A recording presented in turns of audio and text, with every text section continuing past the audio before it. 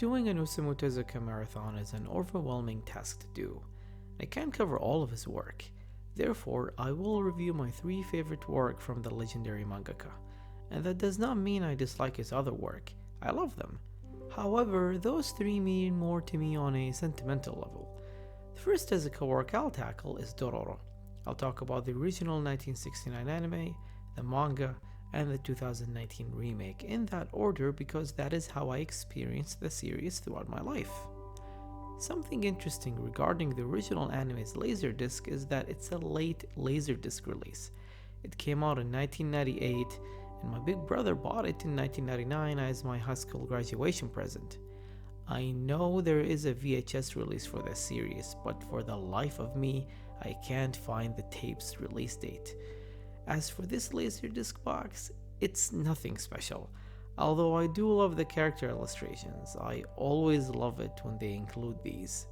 The disc jackets, on the other hand, are not impressive. They used scenes from the anime as the cover, and I can't say I like it whenever that happens. The VHS tapes had gorgeous original cover art. A shame that the Laserdisc did not go the extra mile. So Dororo is a fantasy horror manga written by the core of all inspirations, Osamu Tezuka, who needs no introduction, and I mean that. The father of Mighty Atom, Buddha, Blackjack, Kimba, Princess Knight, Phoenix, and many more. The Dororo manga ran from 1967 until 1969. An anime adaptation released in 1969 directed by Gisaburo Sugi, who I gushed about when I did my reviews for Night of the Galactic Railroad and The Life of Cusco Midori. The anime studio is Mushi Production, and according to the not so reliable English Wikipedia, it is the first world masterpiece theater anime. That's neat. Unfortunately, the original anime got cancelled, which resulted in an abrupt ending. Then, 50 years later, Dororo received an anime remake by Studio Mappa, and the director is one of my favorite modern anime directors, Kazuhiro Furuhashi. He directed the Rurouni Kenshin anime, the first Hunter x Hunter, and the beautiful Gundam Unicorn.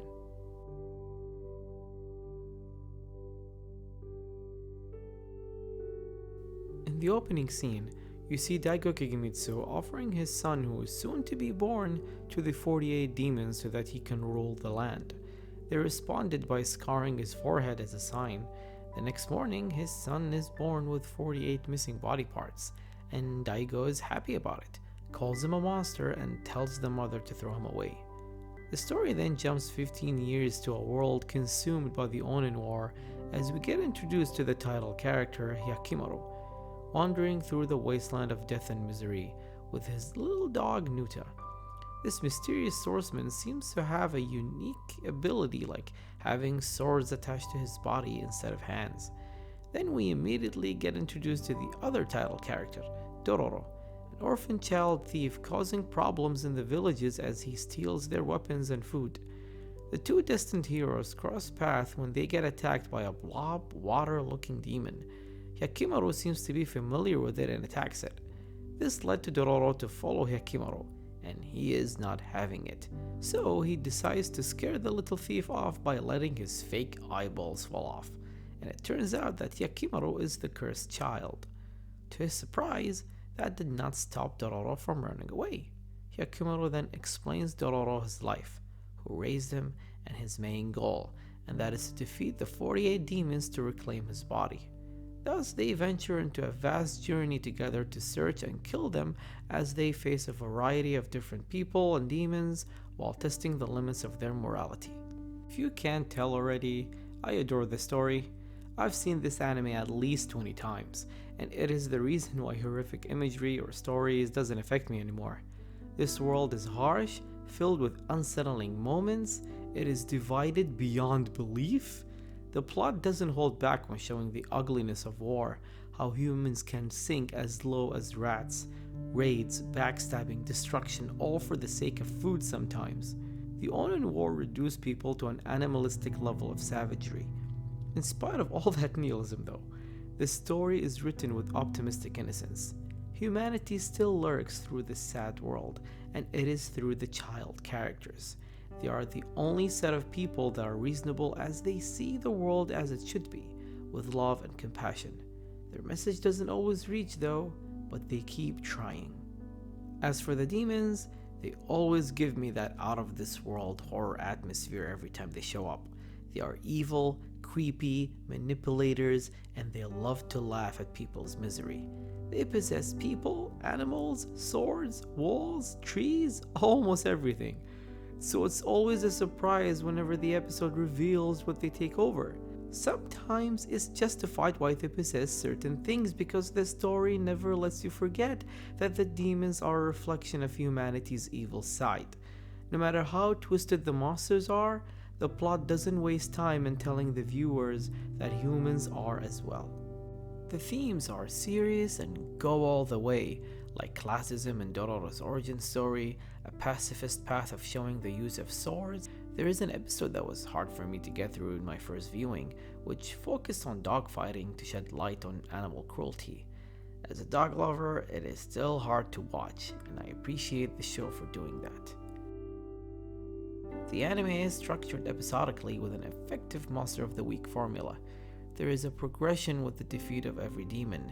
Not all episodes feature a new monster, however, and sometimes a story arc can range from 2 to 3 episodes. Every village has an exciting story with different vibes, yet they are all connected, given they face the same issues. Almost every time a demon is defeated, hyakkimaru regains a body part, so the plot keeps moving forward. There are also some lighthearted adventures to ease the tension, and they help balance the anime's tone, and they never felt out of place. I have mixed feelings on a couple of things. First is the missing demons issue. Not all 48 demons are present in the anime, which is disappointing. In the beginning, the anime did not state that they are skipping demons and caught me off guard. Also, sometimes there are amazing episodes with formidable beasts, and when they get defeated, none of Hyakkimaru's body parts get revived. And it turns out those demons are not part of the 48. And finally, there is the ending. As I asserted before, the anime got axed, so they rushed the conclusion in the final episode. The reason why I do not entirely hate it is they managed to pull it off. Yes, everything was moving extremely fast regarding the plot, but the episode was fantastic.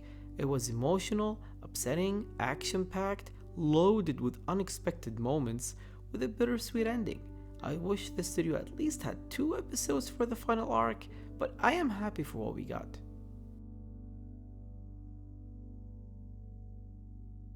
Hyakkimaru, the Cursed Swordsman. He is a kind, tragic character from beginning to end, and you sympathize with him and can't help but to root for him. His blind and handicapped perspective makes the story unique as it continually changes. At first you don't see him cry, then you do when he gets his eyes back. Every time he gains a body part, it is touching and cathartic, and you want to see what will he gain next. The story made us care for him the moment he is born. He repeatedly gets called a monster every time he recovers a body part, mocked for being a handicap, and it hurts him but never knocks him down. He is a flawed character. Sometimes he gets blinded with his hate and revenge to kill the demons and forgets about the people who love him, and that impacted his friendship with Dororo multiple times. Eventually he transcends these flaws because of Dororo's constant reminder of his humanity. And we have Dororo, the orphan thief, the comic relief and Hyakkimaru's companion. This character is necessary in this depressing world. One of the most optimistic child characters ever written. Dororo had a horrible childhood, an endless nightmare for any child, but that did not prevent this hopeful kid from being brave, and most importantly, to smile. No matter how much they beat the rascal, a smile is always a response. Like all children, Dororo is not perfect and can be annoying at times, and it is intentional, so that behavior did not bother me. Eventually, you see the gradual maturity because of Hyakkimaru's influence as the big brother. This character represents the hope for a better future, hence why the child characters are always cheerful, unlike the grown-ups who caused all of these wars. This is why I think Dororo and Hyakkimaru are different sides of the same coin, one who is always difficult and depressed, with a glimmer of happiness that shines from time to time, and one who is happy and energetic with glimpses of sadness and despair that rarely materialize. All that results in a beautiful dynamic that makes these characters grow and learn from each other. Before I start with this section, I need to state something. If you are a regular watcher of my channel, you know this about me already. When I make a video, it is mainly about my memories and the things I love. I am not here to recommend anything to anyone, and if I inspire you to watch something, then great, but for the most part, this is about me. Now I got that out of the way, I love the art and animation. Similar to my love for the original Kitaro, I adore black and white anime. You always see film buffs enjoying black and white movies and talking about how shadows play a role in storytelling and all that. Well, my favorite movie genre is horror. I love black and white horror movies, and this anime check all of those things for me. Bizarre scenes that feel like a distorted dream and can only work as a black and white art. It is why a lot of manga works better than a colored anime, because sometimes the mangaka uses black and white to tell a story, create a certain mood, and it results in an unsuccessful jump to color. This anime is a moving, living manga, and that is the best compliment I can give. Adding the horror elements enhances the enjoyment even more. Tone and atmosphere are critical to me, and watching this anime on a rainy day in my old CRT TV is a nostalgic and chilling experience. No one can take that away from me. Reading the manga is an interesting read for someone who saw the original anime first. It is almost the same, and the similarities are impressive. No doubt that the manga came to life with the anime. There are differences, no anime is a perfect adaptation. Some of the artists changed, like Hyakkimaru looking much younger. Then I realized that yes, he should. He's 15 or 16. The anime made him look like he's in his 20s or something. I generally prefer the anime design because I'm used to it. There are more exposition on character backstories, more demons, characters, explanations, manga only chapters, anime only episodes surprisingly, more joyous moments with Dororo and hyakkimaru to further deepen their friendship. Another significant difference is the order of how hyakkimaru collected his body parts. One example is that in the manga, Bandai gave back his one arm and not his one leg. Some demons in the anime who did not return anything gave back something in the manga. It did not bother me or anything, but I don't know why the anime did these changes. A demon gave back an ear in the manga, and it did not give back anything in the anime. Yet, another beast in the anime gave back the ear. Why do all these small and odd alterations when everything else is almost a perfect adaptation? The best positive for me is the confusion I had in the anime is no longer an issue. In chapter 6, after Bandai was defeated, Hyakkimaru explains that he already killed 16 of the 48 demons and what he recovered from them. So it is clear in the manga early on that some demons were killed off screen, unlike the anime where they explained it later. Therefore, even the manga, they do not show all 48, and to be honest, I was disappointed. Now for the ending, if you can call it that. I'm not a fan. Hyakkimaru doesn't regain his entire body, his journey does not finish, there are fewer deaths, and it ends on a happy note? Why? The story is far from over. I am not happy. It is a shame. I expected a better conclusion because the manga ended after the show. So I prefer the bittersweet ending of the anime. Albeit rushed, it sticks with the tone the story gave with a full closure.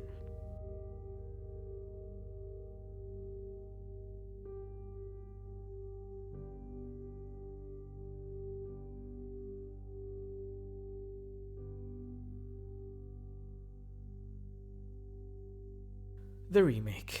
To be blunt here, I was nervous before watching it. I can't imagine Dororo in color, it has always been in black and white for me. And the fear of the story getting a disrespect rather than being changed. So this remake could make me happy or angry. Usually with remakes, I check the 3 pillars. These are rules I set for myself whenever I watch a remake. First, you improve when in need rather than copy the original. Second, respecting and honoring the source instead of trashing it. And finally, you flourish its main message instead of changing it. If a remake meets all of these conditions, then I will accept whatever change it will make. And that is exactly what this new adaptation did. 2019 Dororo is a brilliant anime, and as a fanatic of the original, I was on the edge of my seat from the first episode, and before I know it, I watched it in one sitting. The changes were substantial enough to keep me engaged and not knowing what will happen while retaining the core elements of what made Dororo special. The remake is not just a new skin of animation, it is a whole new take on the story. It is not entirely different, but enough to make it stand on its own. It gave an excellent first impression, so I became excited to see the changes because it earned the respect of being a good remake. The back and forth between nihilism and innocence is mostly still intact, and nothing is filtered here. It is a gruesome and raw anime and does not hold back as it should. It is more bloody and gory, with phenomenal action sequences, so the animation side of things, it did not disappoint. There are more lore, characters, manga chapters adapted for the first time, and more backstories. Two main improvements come to mind. The number of demons is reduced to 12 rather than 48, and I welcome that change. It is something that needed to be balanced, and a reasonable amount to fit the number of episodes. And this way, you won't have demons getting the off-screen kill like the manga and the first anime. The second change, and the most obvious one, is the logical way of approaching Hyakkimaru's missing body parts and the impact he gets whenever he recovers them. In the original, he could speak, hear, and see, and no one notices the prosthetic body. They always gave reasons that did not make any sense. Well, the remake fixed that. In the beginning, Hyakkimaru did not speak, hear, nor see. Everyone can see his prosthetic body and looks like a living puppet, showing how he communicates with others since he is deaf and blind, gave a new perspective to his relationship with Dororo. I never thought this was an issue that needed fixing until I watched the remake. How the setting looks cannot be more perfect.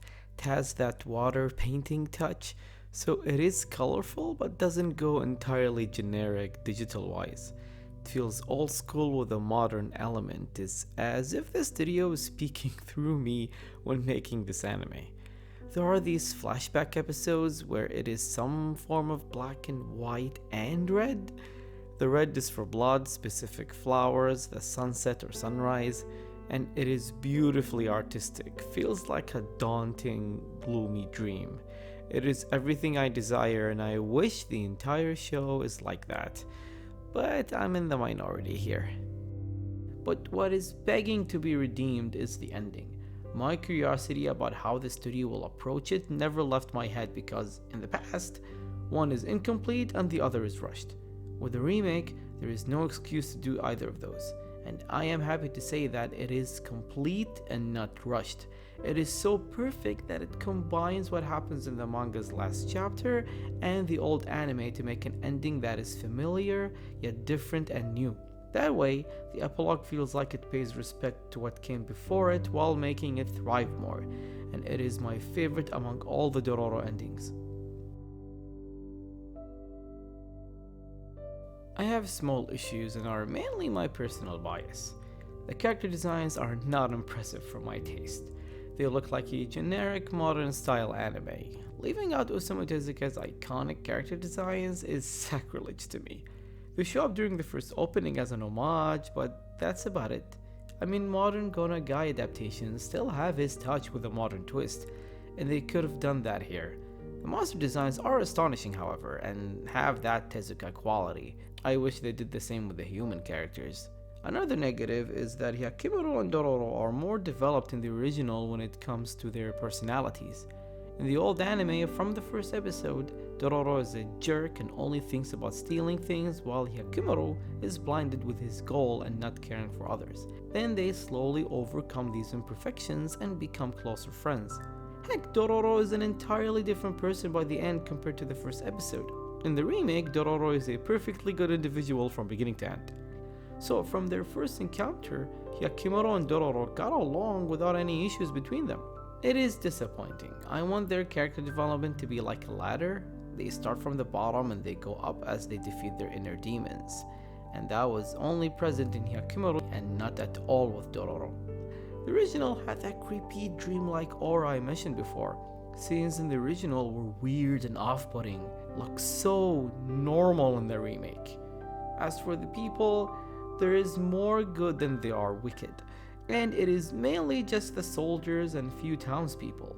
The original, everyone is an asshole, which made you hate this setting, and it added to the pain of war you continually get reminded of, and how it makes people into shitty fiends that mirrors the demons, and I prefer that. In the remake, sometimes you forget that the world is at war, and the parallel between demons and humans is not fully there. Reading the manga, watching the new anime adaptation, the remake I never thought I wanted, my feelings towards Dororo and how I perceive it did not change one bit ever since I saw the original anime. It made me realize how I love both shows for different reasons.